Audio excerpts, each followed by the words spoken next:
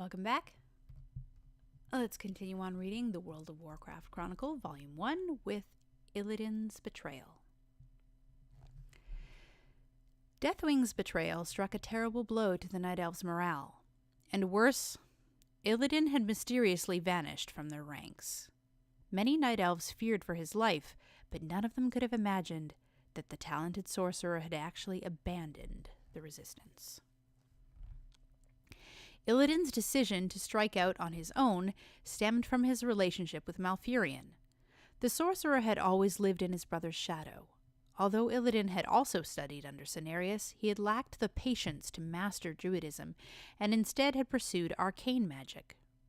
Throughout the war, Illidan was driven by a fervent determination to rise above his brother and become a hero for his people.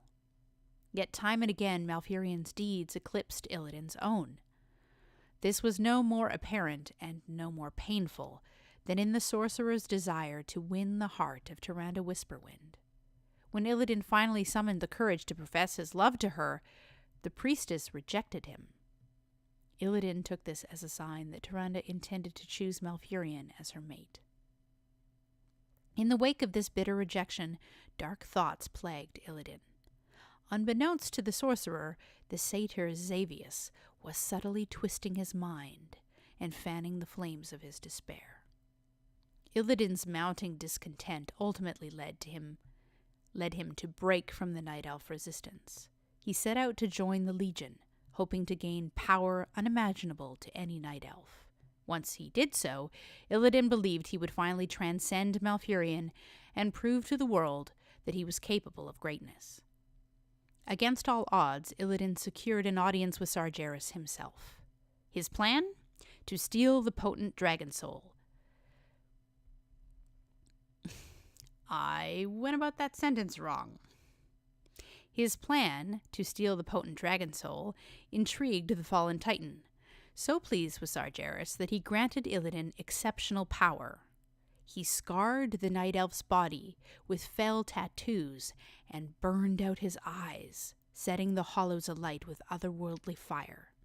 Although excruciatingly painful, this final act gave Illidan the ability to see myriad forms of magic. The newly empowered Illidan immediately set out to steal the dragon soul. During the course of this perilous quest, the wayward Night Elf would stumble across Deathwing and witness the aspect's ravaged and tormented form. To hold his broken body together, Deathwing had resorted to bolting adamantium plates to his spine. Ultimately, Illidan secured the dragon soul and delivered the artifact to the waiting Highborn. They immediately used the weapon for the next phase of their plans. The dragon soul would prove vital to creating a massive gateway within the heart of the Well of Eternity.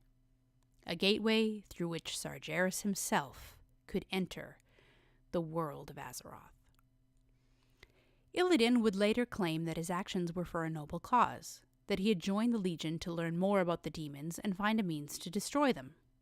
Nonetheless, his foolhardy quest for greatness would haunt him like a specter, tarnishing his reputation forever after. The defeat of Xavius. For the second time, Malfurion finally vanquished Xavius during one of the later engagements of the war. With the aid of a brave young night elf named Chandris Feathermoon, Malfurion trapped the Satyr Lord and warped his body and spirit into a gnarled oak tree. Xavius's legacy, however, would persist on Azeroth. To this day, satyrs still roam the world, polluting nature with their foul magics. So if you ever wondered where the satyrs in World of Warcraft came from, Sargeras and Xavius. Suramar and the Pillars of Creation. As battles raged across central Kalimdor, one group of Azshara's servants grew increasingly concerned for their own future. This small sect of highborn sorcerers acted as an extension of the Queen's will. From their headquarters in Suramar, they engaged in covert activities aimed at securing Azshara's rule and strengthening the empire. Of the many duties that these highborn performed, they excelled at hunting down and acquiring artifacts of great power. Most of these relics were stored in the Vault of Antiquities, a vast repository located in Suramar. Among the greatest archaeological discoveries made by this group of highborn were the long-lost Pillars of Creation, an extraordinary set of relics that the ancient keepers had used to shape and order Azeroth in ages past. Though Suramar's elite highborn had pledged their undying loyalty to Azshara, their views on the Queen began to shift as the war dragged on. The group's leader, Grand Magistrix Elisande, feared that the Legion did not have the highborn's best interests in mind. The monstrous demons had already destroyed much of the Night Elves' glorious empire and poisoned the surrounding land with their fell magics. Elisande's distrust of the Legion only deepened when she discovered that demons were planning to transform Suramar into a new staging ground for the war. Legion agents had begun forming a gateway to the twisting nether within the city's most prominent structure, the Temple of Elune. Once open, this portal would allow the Legion's reinforcements to storm into Azeroth and crush the Night Elf resistance on a second front. Yet Elisande thought that such a portal would likely destroy Suramar and everyone who dwelled within. Thus the Grand Magistrix and her followers formed a plan to sabotage the Legion's efforts. They severed their ties with the other highborn and moved to seal the demon's new portal. To do so, Elisande and her allies sought out the potent artifacts they had gathered over the years. In particular, they knew that the Pillars of Creation possessed the raw power that they would need to neutralize the Legion's portal. With these artifacts in hand, Elisande and her highborn led an assault against the demons in Suramar. Just as the Legion's new portal began roaring to life, the sorcerers channeled their magic through the Pillars of Creation. They wove a great spell that closed the Howling Gateway and locked it with a set of unbreakable seals.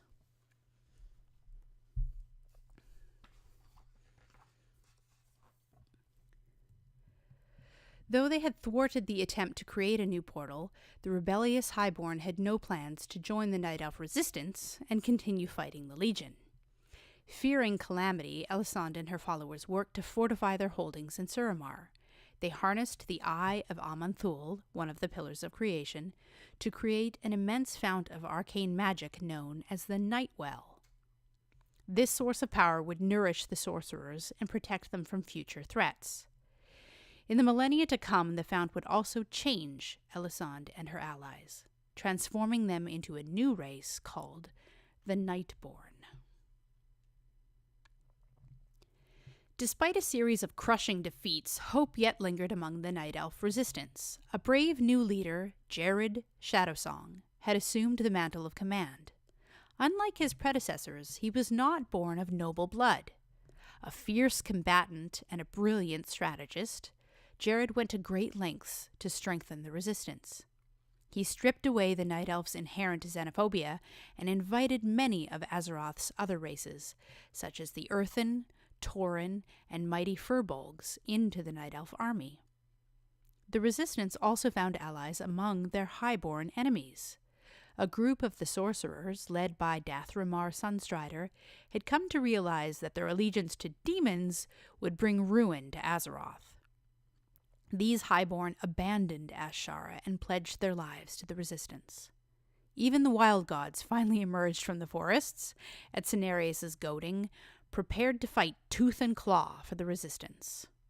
The forests trembled as these gargantuan beings marched down the slopes of Hyjal. Each of the wild gods possessed strength and power unlike anything the demons had yet faced. Excuse me. Some, such as the wild wolf, White Wolf, Goldarin, dwarfed even the largest demons in size. With the wild gods came a host of other fey creatures, including the woodland dryads and the many-headed chimeras. Even the elusive treants, mighty tree folk, imbued with great wisdom and strength, emerged to fight the demons. Under Shadowsong, the combined army launched a desperate assault against Zenashari itself. The resistance stormed the broken capital and clashed with the Legion's seemingly numberless ranks. The cost was horrific. Thousands upon thousands of demons fell, but so too did many of Azeroth's mighty defenders. The Legion's bloodletting warriors even overwhelmed a number of the wild gods. One by one, these primordial creatures succumbed to the poisoned black blades and fell powers wielded by the demons. With each death, the forests atop Hyjal shivered, and the winds howled in sorrow. As the battle continued, Malfurion and Tyrande journeyed to the Well of Eternity's shores with a small elite force. They hoped to reclaim the Dragon Soul and prevent the Legion from using its powers. Malfurion and his allies were soon joined by Illidan, who claimed his previous allegiance to the Highborn and the Legion had merely been a ruse to learn of their ways. Although Malfurion remained deeply suspicious of his brother, a much greater threat consumed his attention. He discovered that the Well of Eternity had become a colossal portal, a direct gateway for Sargeras himself to enter Azeroth. Malfurion then realized that no standing army, no matter how vast, could withstand the terrible might of Sargeras. Victory, he determined, could only be achieved by destroying the Well of Eternity itself. While such an act was unthinkable, the Well of Eternity was the Legion's umbilical cord to the physical world. Malfurion knew that destroying the Fount of Power would spell the end of Night Elf civilization as he knew it, but it was the only chance of saving the world. After reclaiming the Dragon Soul, Malfurion and his companions infiltrated Azshara's palace. They discovered that many of the Highborn were in the midst of weaving a spell to strengthen the portal within the Well of Eternity. In a desperate attempt to throw their magic out of alignment, Malfurion drew on the potent energies of the Dragon Soul and lashed out at his enemies. The great druid conjured a colossal thunderstorm that devoured the skies over the broken palace. The tempest battered Zen-Ishari with ferocious winds and a barrage of lightning strikes, decimating the demons and Highborn within the city. Just as Malfurion had hoped, his efforts to disrupt the Highborn and their enormous gateway worked. As Sargeras prepared to emerge from the portal, the Highborn's spellwork unraveled, and an unstable vortex of arcane energies ignited within the Well of Eternity. The fount buckled in upon itself. In that moment, Sargeras was ripped back into the twisting nether. Volatile energies whipped out from the collapsing Well of Eternity, hurling most of the Legion's ranks into the nether as well. As their roars of fury echoed across the nether, massive earthquakes began rupturing the crust of Azeroth. Malfurion and the Night Elf resistance had won, but they had no time to savor victory. The world itself was coming apart beneath their feet. En masse, the Night Elves scrambled to put distance between themselves and the crumbling Well of Eternity. The fount completed its collapse, igniting a cataclysmic explosion that blotted out the skies. The howling ocean surged in to fill the void left by the explosion, devouring the ruins of Zen-Ishari. When the apocalyptic earthquakes finally ceased, the surviving Night Elves saw that their world had been torn asunder. The Well of Eternity's destruction had shattered nearly 80% of Kalimdor's landmass, leaving only a handful of separate continents and small archipelagos. Archipelagos? Yeah, so remember that big landmass that was mostly pink? That's what it looked like after.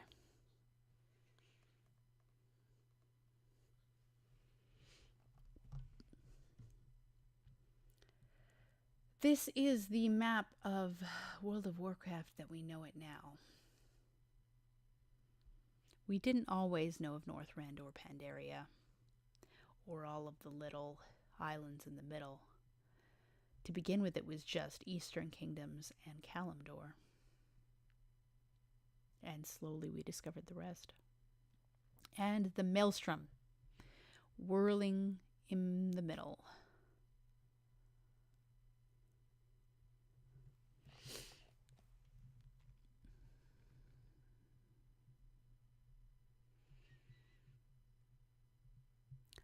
A tumultuous storm of energies known as the Maelstrom had engulfed the Well of Eternity itself. Ever after, the constantly spinning vortex would stand as a reminder of the terrible cost of the war. For the Night Elves and all other living creatures on Azeroth, the world had changed forever. The fate of Azshara and her highborn. Queen Azshara and many of her loyal highborn survived the Sundering, but not without consequences. The imploding Well of Eternity sucked them into the fathomless depths of the Maelstrom. Some were cursed and irrevocably warped into a new and hateful serpentine race called the Naga. One of the most powerful among these twisted abominations was the queen's former handmaiden, Lady Vash. Hidden from the world, she and Azshara would quietly build the Naga capital of Nazjatar in the cold darkness at the bottom of the sea.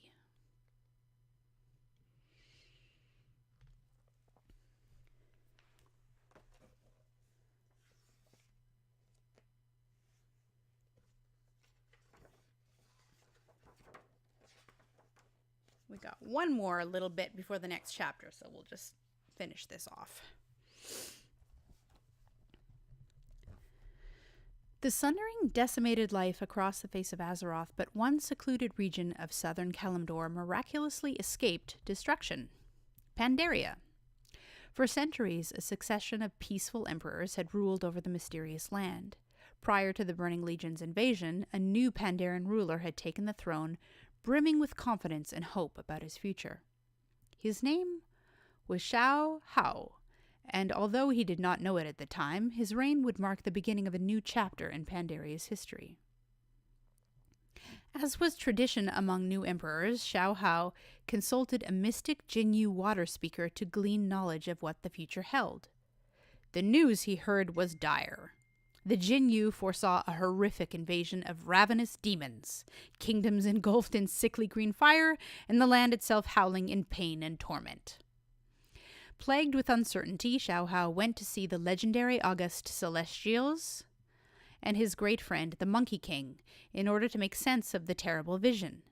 With their help, the Emperor expelled the dark emotions that troubled his heart, his doubt, despair, fear, anger, hatred, and violence. As he did so, these negative traits took on physical form. They manifested into powerful spiritual entities known as the Sha. One by one, Xiao Hao used his wisdom to battle these Sha and lock them away deep beneath Pandaria. There they would remain, festering beneath the earth.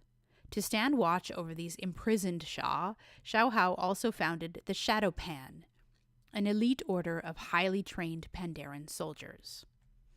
It's almost like he created his own version of the old gods by locking away his negative emotions.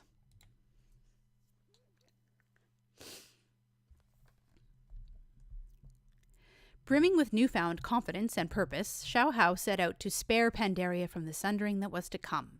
He planned to do so by separating his land from the rest of Kalimdor. The Emperor would perform his grand task in the heart of Pandaria, the sacred Vale of Eternal Blossoms. In the Vale, Xiao Hao focused his powers to sever his empire from Kalimdor. Yet try as he might, he could not succeed. His doubts and fears returned. Across Pandaria, the imprisoned Sha stirred to life and feasted on the Emperor's uncertainties. As the Legion's fell magic set the heavens alight, Xiao Hao desperately called upon the aid of the wisest August Celestial, the Jade Serpent. She appeared in the roiling skies and told Xiao Hao that Pandaria was more than just his empire. Everything in Pandaria was connected. Everything in Pandaria was one. It was then that Xiao Hao understood the Jade Serpent's advice. To save his land, he would need to become one with it. Despite his dream of living a long and prosperous life, he knew it was not to be. With his mind clear and his heart set on the task ahead, Xiao Hao merged his spirit with the land itself and forced it to break away from the rest of Kalimdor. His very essence shrouded Pandaria in a thick mist that would hide it from the outside world and protect it from the terrible sundering. For the next 10,000 years, Pandaria would remain hidden, and it faded into legend. There was one negative emotion that Xiaohao never purged from himself: pride. It would silently lurk in Pandaria in the millennia after the Emperor spared his people and his land from the Sundering.